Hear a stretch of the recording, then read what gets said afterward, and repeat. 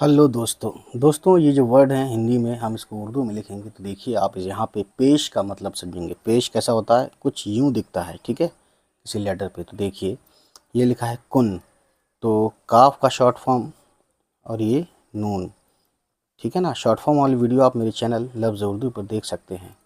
کاف پیش کو اور نون کن، تے اور پیش تو اور میم تم، ٹھیک ہے۔ اور یہ کم ہے تو دیکھیے کاف اور میم، آپ یہ دیکھیے کس طرح سے میم بنا ہے۔ تے کے ساتھ میم ایسے بنے گا، کاف کے ساتھ میم ایسے بنے گا۔ سن تو دیکھیے سین اور نون، سین پہ سو اور نون سن، ٹھیک ہے۔